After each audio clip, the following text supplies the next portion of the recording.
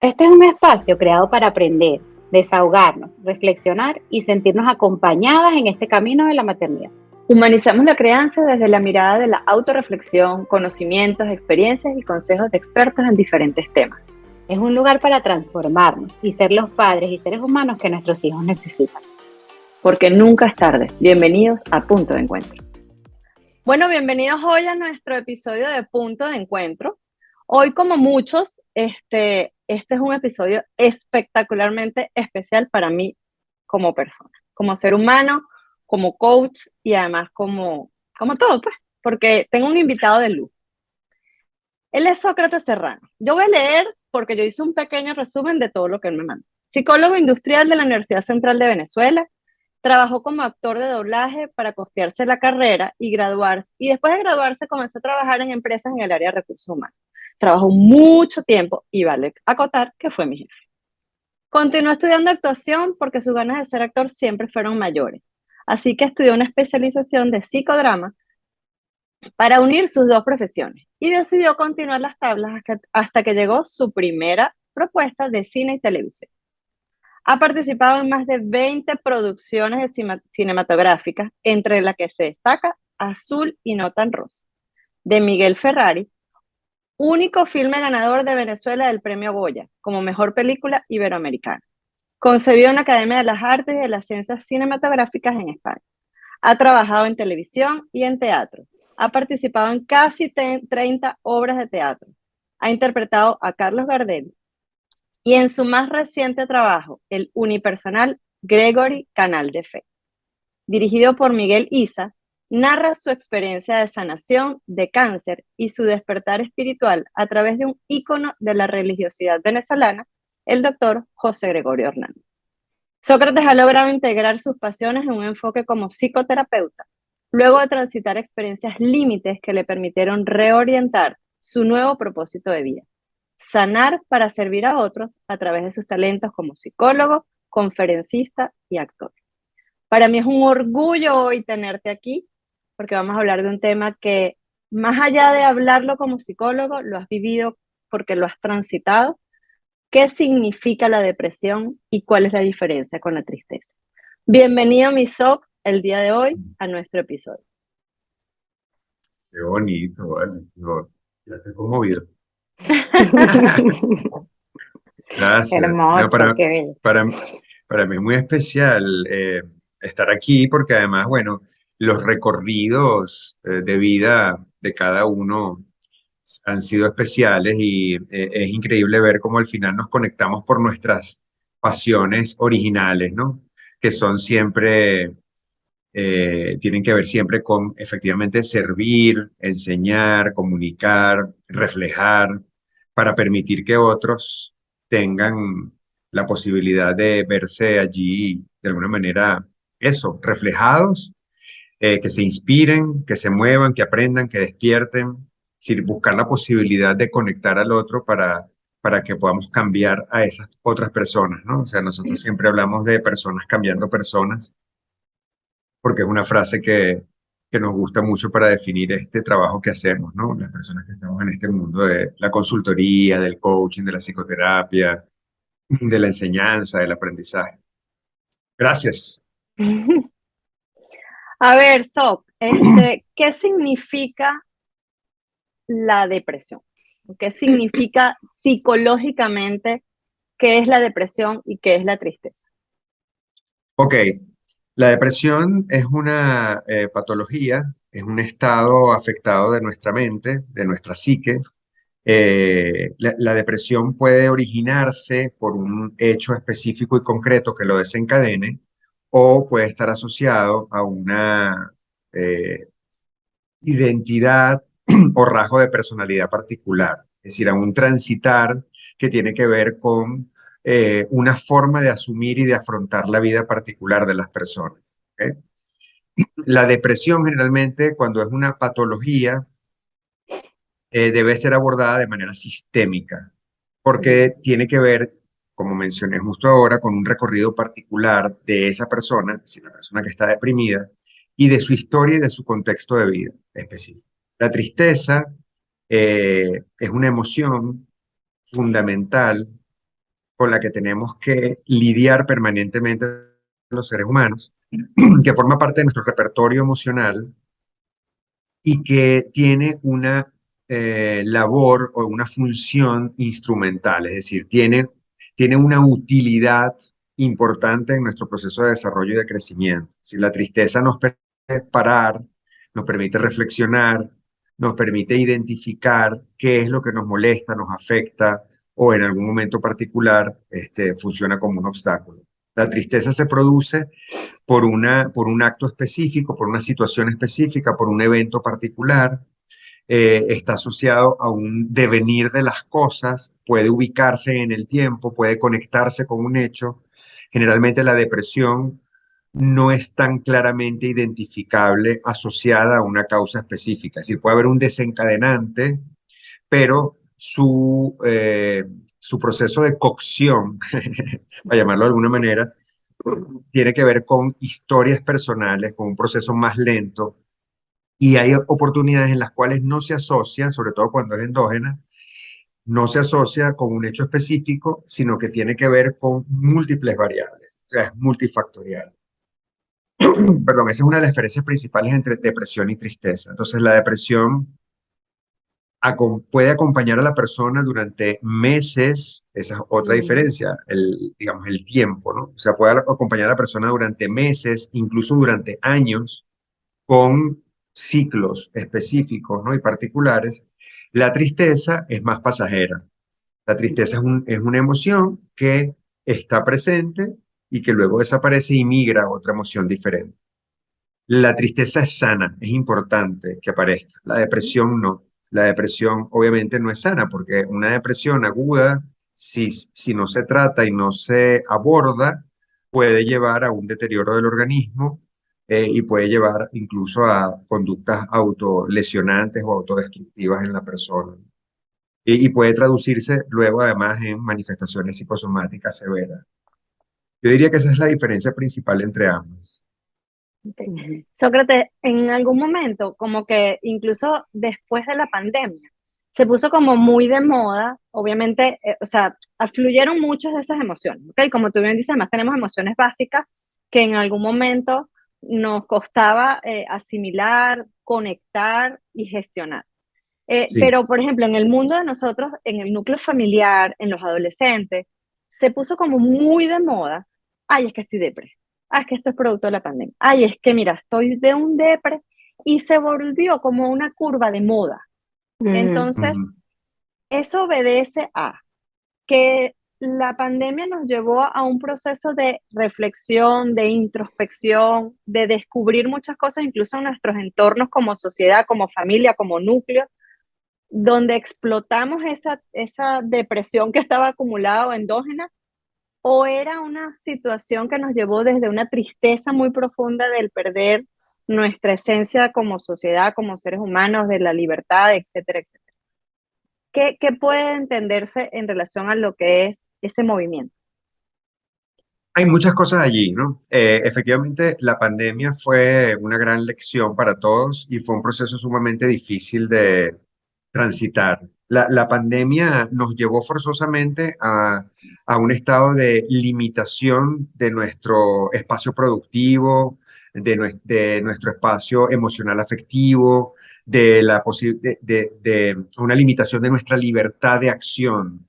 Y eso, obviamente, nos llevó a una gran frustración y en algunas personas esa gran frustración se convirtió en tristeza, en rabia y en otras personas que tenían un caldo de cultivo y un terreno fértil propicio para eso, en una depresión. ¿Ok?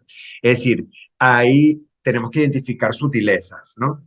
La Ujú. frustración y la tristeza que originó la pandemia, porque a todos nos limitó y porque además era una situación sumamente amenazante para todos, porque estaba en riesgo al principio cuando no sabíamos qué era el COVID y no teníamos idea de cómo enfrentarlo.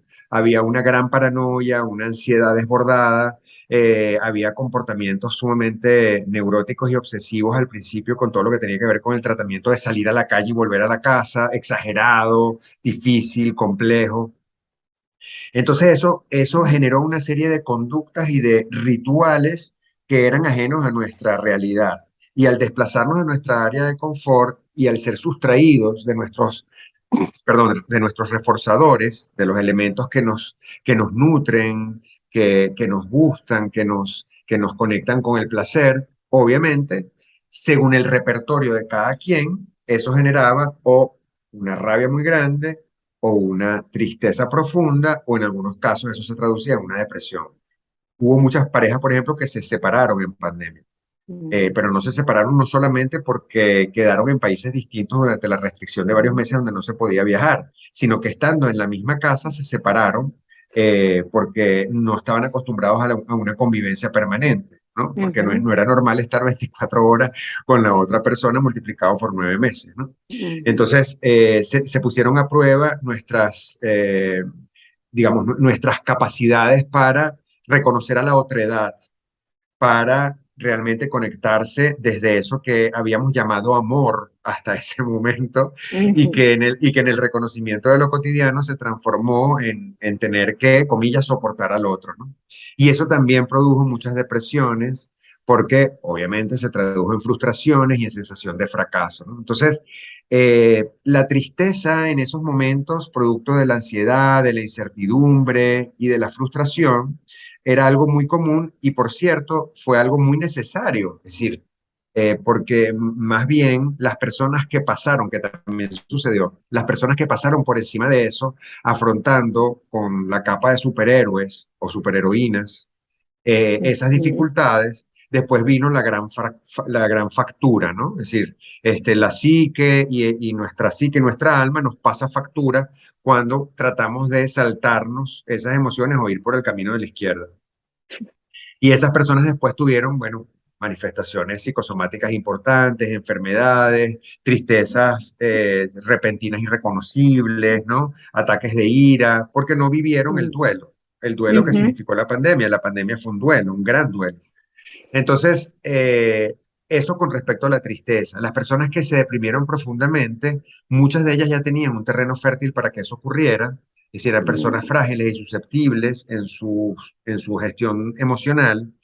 Y otras, a pesar de que tenían un yo fuerte y que tenían recursos y habilidades, efectivamente entraron en procesos de tristeza profunda y en algunos casos de depresión porque perdieron familiares, que fue lo que me sucedió a mí, porque quebraron sus negocios, sus empresas, tuvieron que cerrar sus negocios, porque, digamos, cambiaron los esquemas comunicacionales que tenían regularmente y reconocieron a sus seres queridos Ujú, porque se separaron de sus parejas, ¿no? Entonces, ujú, eh, aquí el matiz fue enorme, ¿no? O sea, era como una gran paleta de colores emocional con respecto a esta polaridad o esta gama de tristeza y depresión. ujú. Y por otro lado, sí, tal como tú lo dices, Litven, ahí hubo muchas personas que para sentirse, y esto es muy paradójico y muy raro, pero para sentirse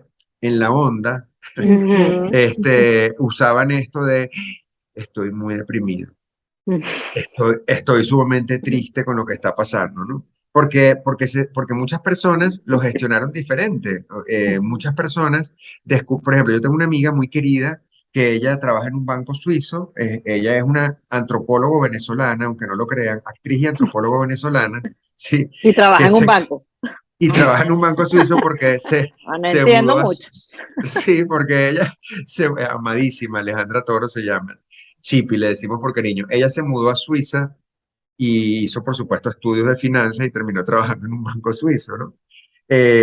Y ella me decía, estoy tan feliz con esto de la pandemia porque puedo estar en casa y creo que mi futuro es trabajar como consultor porque tengo más tiempo para las niñas, me conecto con ellas, hablo mucho con Raúl, que es, él es su esposo, nos conversamos muchísimo, estoy escribiendo, he leído muchos libros y me dice, esto es maravilloso, no quiero que se vaya nunca, voy a dejar Ujú, un día para quedarme en casa, ¿no? O sea, hubo muchas personas, claro, esto es o sea, absolutamente las minorías, absolutamente atípico, ¿no? Pero muchas personas descubrieron un mundo completamente diferente. Bueno, pero salvo casos como este, bien particulares, la mayoría de las personas y los que se sentían así, y que aprovechaban como para disfrutar de su tiempo, se sentían raros, porque sentían Culpables. que, Ujú, exacto, culpables, no pertenecían a un grupo, además, un Ujú, grupo claro. donde la gente se estaba muriendo, ¿no? Ujú. ujú. Entonces, digamos, decían, bueno,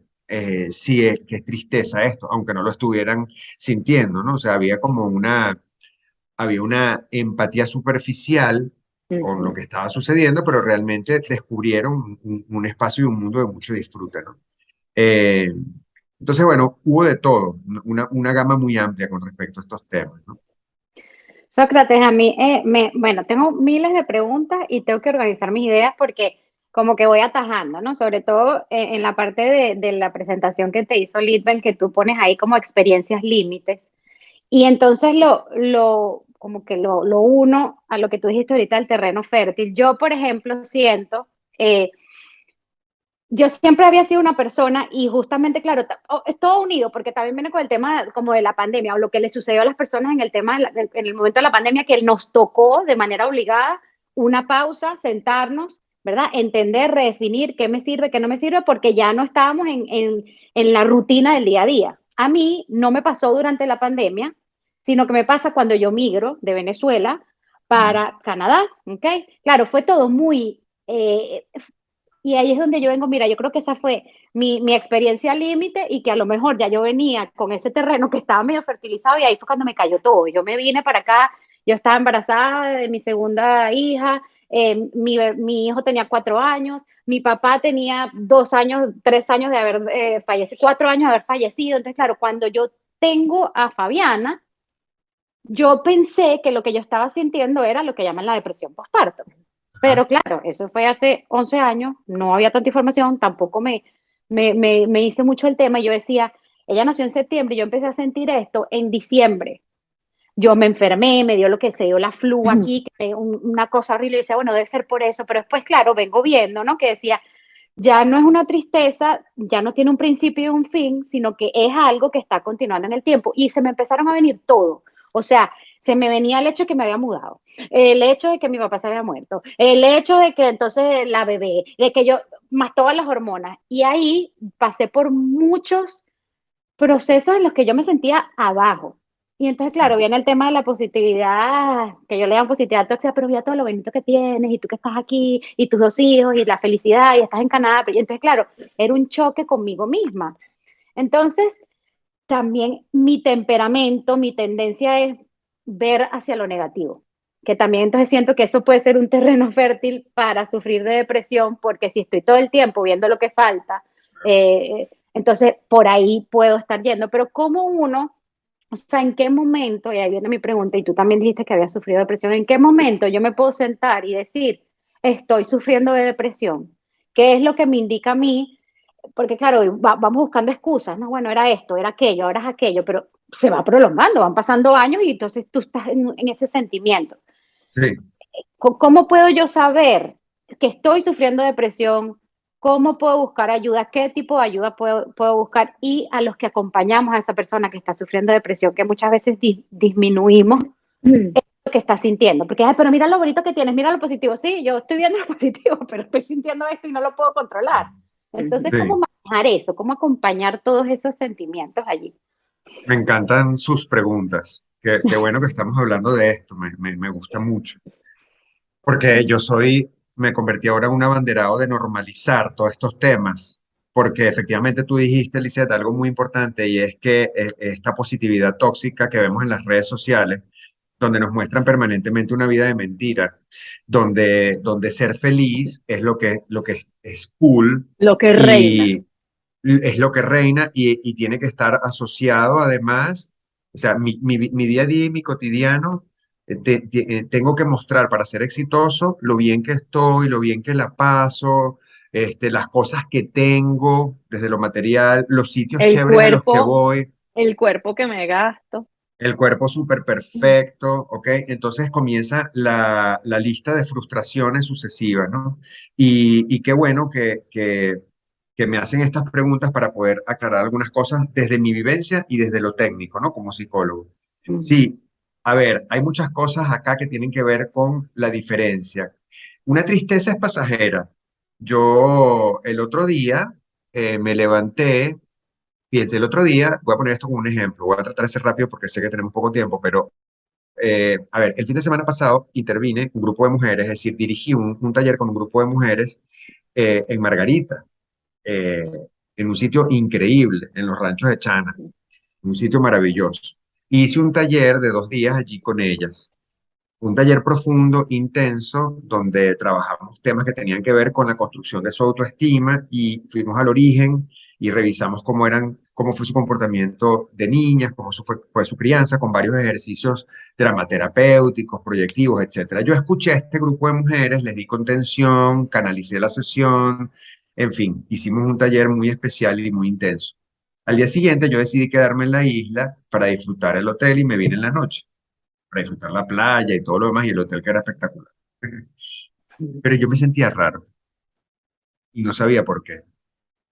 Yo decía, pero ¿qué es lo que me pasa? Si es un paraíso. O sea, la vista es impresionante, estoy aquí relajadísimo, tenía tanto tiempo que no tenía este break para mí y me sentía raro. Y entonces empecé a sintonizarme conmigo, ¿qué es lo que me pasa? Me empecé a preguntar y entonces descubrí que estaba triste. Y entonces dije, pero bueno, ajá, ¿por qué estoy triste? Llegué a Caracas y al día siguiente me sentí más triste. Y entonces, hablando con mi sobrino, porque al día siguiente, en la tarde, fui a un evento con mi sobrino, hablando con mi sobrino, que es el hijo de mi hermana, la que murió hace 2 años, le dije, y vino casi automático, le dije, oye, ¿cómo extraño a tu mamá? Y ahí hice la conexión. Y dije, claro, yo estuve 2 días con un grupo de mujeres que me hablaban de sus hijos, que me hablaban de sus afectos, que me hablaban de sus querencias, donde yo tuve la fortuna, además de profundizar en temas sumamente íntimos de lo femenino, fui ese contenedor de ellas, ese coordinador de ese proceso emocional tan particular. Eso me toca en lo emocional y lo personal, por más que yo sea psicólogo, porque soy un ser humano, ¿ok? Que ha transitado también emociones y que las transita diariamente, y despierta mi herida, despierta mi duelo, y me siento triste. Lo hablo con mi sobrino y él me dice, oye, yo también extraño a mi mamá, chico. Y empezamos a hablar y terminamos echando chistes de las cosas que decía mi hermana. Esto evolucionó y al día siguiente me sentí un poco mejor, me fui a caminar al Parque del Este y ya el ritmo de trabajo me llevó a otro lugar, me puse a ver una serie que me conectó con otras cosas y ya la energía evolucionó hacia otro lugar. Esto es la tristeza, ¿ok? La tristeza es así, viene, nos da información, nos señala cosas y pasa a otro lugar. No, no significa que no va a venir más, probablemente Claro. vuelva de otra manera. La depresión se instala. La depresión se instala y esta es una de las razones, esta es una de las maneras de discriminarlo, ¿no? Para responder a lo que estabas diciendo. La depresión está presente y comienza a manifestarse, sí, con esta sensación de desánimo, de desmotivación. Puede ser además que afecte mi apetito, comienzo a dormir mal, comienzo a descubrirme no queriendo hacer las cosas que realmente me gustan. Eso que siempre me ha gustado hacer ya ni siquiera quiero hacerlo porque para qué me da flojera, ¿sí? Comienzan verbalizaciones que tienen que ver con el cuestionamiento de para qué estoy aquí cuando la depresión se agudiza, ¿ok? El apetito sexual baja por completo, el impulso de vida se ve afectado. Es decir, hay una serie de manifestaciones que afectan lo cotidiano. Es decir, se interrumpe lo cotidiano y de manera prolongada. ¿Ok? No es como la tristeza que puede ser pasajera. No, se instala. Un día, dos, tres, cuatro, cinco, una semana, a lo mejor es intermitente, 2 semanas, 3 semanas. Tengo 3 semanas tristes, no sé qué es lo que me pasa. Un mes, dos, tres, cuatro, ya se convierte en una depresión. Esa es la diferencia principal. Y en la depresión, yo no sé por qué estoy así generalmente. ¿Ok?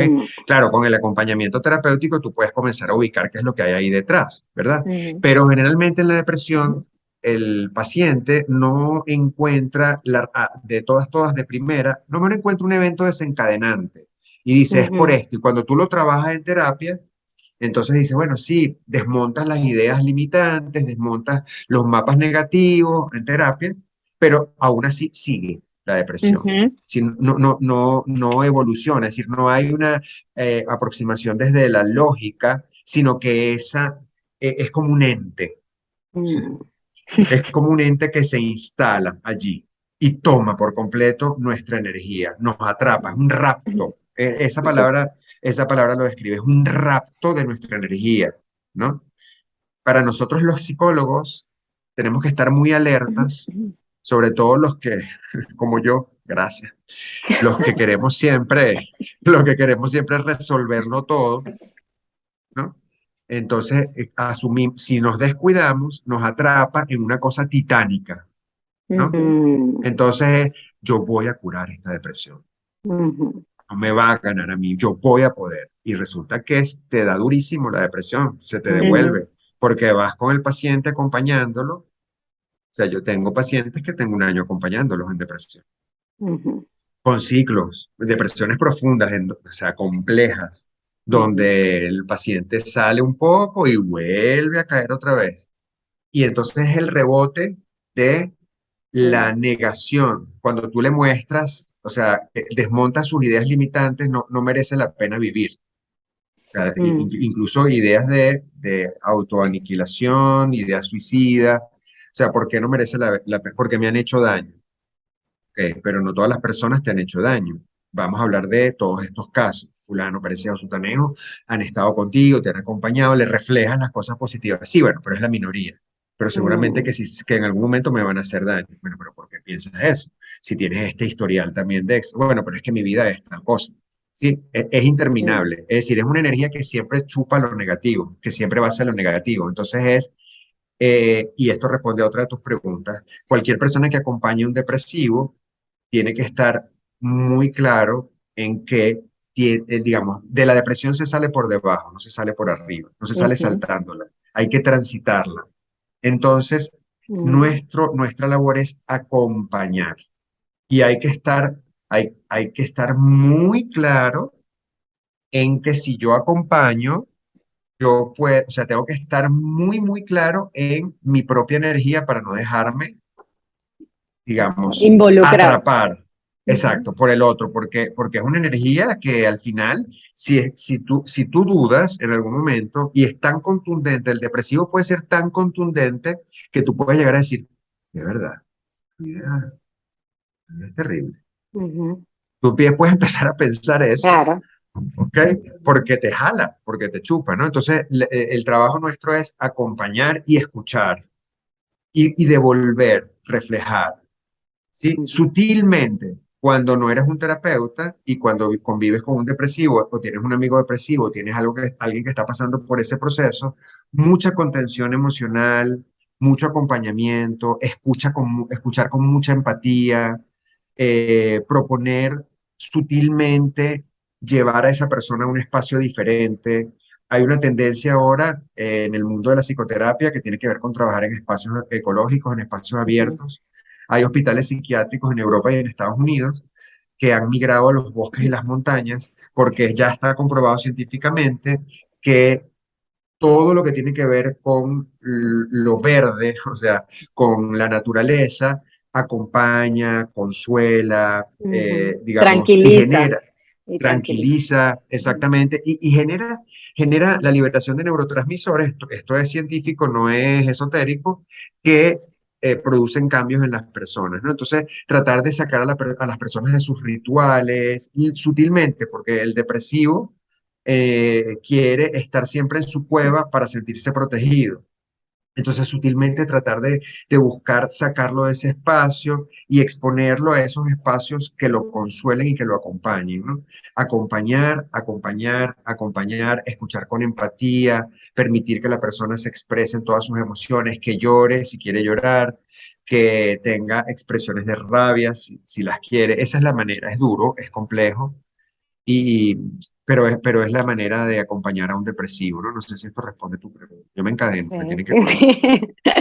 No, no, sí, el Sócrates, llamado, pero el llamado es, perdón, Lita, el llamado es a acudir a un terapeuta, porque era lo que tú decías. O sea, Totalmente. las otras personas que estamos al lado, o muchas veces si uno está en depresión, las personas que están al lado, a lo mejor podemos nosotros chuparlas con esa energía, o entonces empiezan a tratar de, ok, ese positivismo de que mira lo bueno, entonces uno se siente malagradecido, porque a mí lo que me sucede y siento, no sé si te pasa a ti, o sea, a nivel consciente, son como tal cual dos cosas, o sea, el diablito, digamos, y el angelito, porque a nivel consciente, si ya tú has hecho el trabajo y tú consigues cuáles son los detonantes, a dónde vas, que eso lo consigues en terapia, tú sabes toda esa información, pero cuando uno está en la depresión, o sea, este te está tratando de hablar, pero esto te absorbe completamente, y entonces así como te absorbe a ti, va a absorber a la persona que está al lado tuyo, entonces el llamado aquí es a buscar un especialista, un terapeuta que te Total. ayude a transitar y que te acompañe porque tienen el conocimiento. Perdón, te interrumpo. Totalmente. Lidwen, antes de que hagas esa pregunta, les quiero decir algo, porque Lisa, dijiste algo muy importante, que es que las depresiones, los duelos se acumulan. Ujú, Porque, ¿qué es lo que pasa? Es decir, y ustedes las mujeres eh, tienen un mecanismo interesantísimo de autorregulación con estas cosas, porque claro, como su cuerpo se transforma cuando son madres, las depresiones postparto son la puerta de liberación de un montón de depresiones que están ahí pendientes, ujú, ¿no? A mí me pasó con el duelo de mi hermana. El duelo de mi hermana a mí me llevó a transitar todos mis duelos que estaban pendientes, o sea, mis duelos con retroactivo, que yo exacto. había pasado de ellos porque, como dicen los españoles, había pasado de ellos porque no, invertí energía ahorita en esto, hay que resolver, hay que ser Ujú, práctico y buscar resolver, ¿sí? Entonces yo me había saltado esos duelos y resulta que cuando llegó la muerte de mi hermana, que lo que yo no entendía por qué me estaba pasando lo que me estaba pasando y lo que descubrí en terapia con mi psicoterapeuta, era que yo tenía una gran sensación de desamparo porque mi hermana ujú, era la única persona que representaba mi familia originaria. Es decir, mi mamá ya tiene 87 y está en deterioro cognitivo, tiene demencia vascular. Entonces yo soy quien la cuida. Ya ujú, no hay una figura parental, digamos, a la que responder. Es decir, no hay nadie a quien yo ir y papá o mamá. Mi hermana ujú, era la sustituta de mi mamá. De alguna manera era esa persona en mi estado inicial de niño, era quien me acompañaba, era cuando mis padres trabajaban, ¿ok? ujú. Etcétera, ¿no? Entonces, eso significa que quedan cinco. Correcto. Ok. Entonces, bueno, ahí vinieron todos esos duelos atragantados al hacer contacto con el desamparo. La pregunta que yo te tenía, Soc, tiene que ver con eso en particular, que, a ver, a mí me ha tocado mucho con adolescentes y así como pasó tu amiga, a mí me pasó con la pandemia. O sea, yo nunca en mi vida había tenido tanto trabajo como en pandemia. Y más allá de que haya sido bien, fue porque fue mucho un proceso de conectar de padres con hijos, ¿no? De conocer esa realidad de relación familiar que en muchos casos fue explosivo y en otros casos fue implosivo.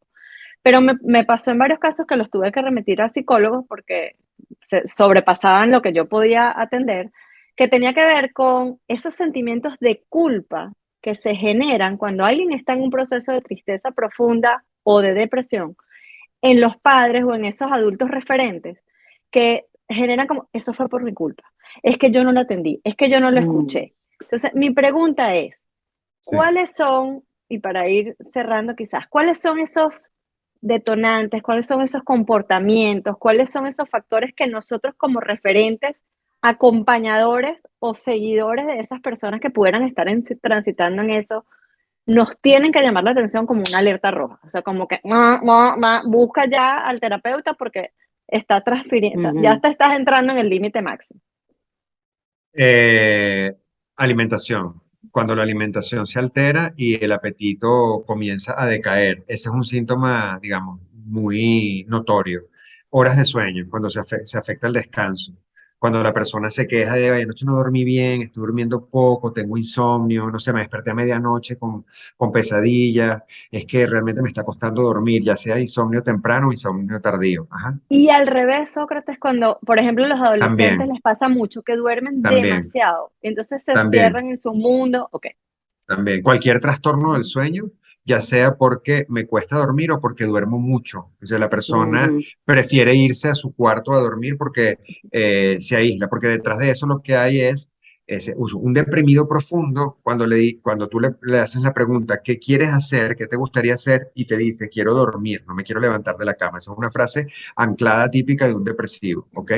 Yo prefiero hoy no levantarme, ¿no? O sea, ahí lo que te está diciendo detrás de eso es bueno, contundente. Las verbalizaciones es otra de los factores y de los, digamos, de estos warnings, de esas luces rojas, ¿no? Las verbalizaciones que describen su mundo y su vida. Hay que estar muy pendiente de esas verbalizaciones, ¿no? Es decir, qué cosas le dejan de motivar, qué piensa de lo cotidiano, cosas como, ya no quiero hacer esto, yo siento que todo lo hago mal, siempre las demás personas me señalan cosas negativas, no me gusta mi imagen, es que ya no merece la pena vivir, es que no sé para qué estoy haciendo esto aquí, Okay. es que Dios no me escucha, ¿ok? Yo he tenido pacientes que me han dicho eso, ¿no? Es que Dios, es que para Dios yo no existo, es que no hay nada en la vida que me nutra, ¿no? Esos elementos yo diría que son como los más claros y los más contundentes, ¿no? Y bueno, por supuesto, la, el físico digamos, el ritual físico de un deprimido es muy particular, ¿no? Su cuerpo se coloca diferente, generalmente camina con dificultad, su mirada está perdida, generalmente digamos, su cuerpo está Como ensimismado, demuestra encorvado. como encorvado, exactamente, ¿ok? O sea, esos son elementos ya contundentes. Hay depresiones que engañan, porque hay depresiones activas, ¿no?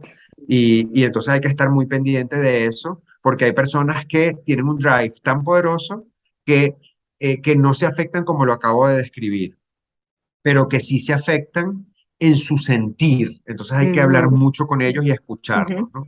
Y Así yo es. diría que esos son los elementos claves, ¿no? Y en particular en los adolescentes lo he observado yo, un deterioro importante de su condición física, o sea, más allá de la De su corporalidad, imagen. es de su imagen, como que se sienten abandonados, etcétera, y pérdida, como bien lo decías tú, de su conexión social, o sea, el ya no hay el interés de estar con los amigos de siempre, o hacer el deporte que practican, o de buscar la conexión con la que buscaban socialmente antes.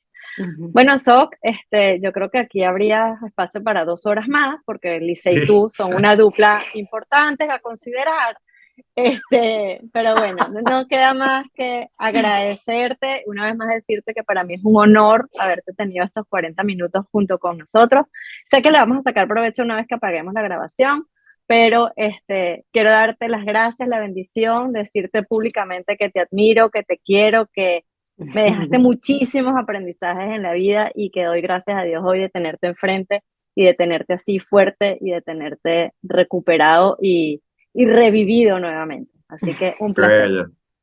Ya me conmoviste. Yo te quiero mucho y eres muy especial para mí y me encanta lo que haces y cómo lo haces y cómo has evolucionado. Y bueno, para mí es un placer estar aquí contigo y con ustedes. Yo estoy muy contento de poder siempre sumar por donde puedas. Qué bueno lo que están haciendo, me encanta. Qué genial.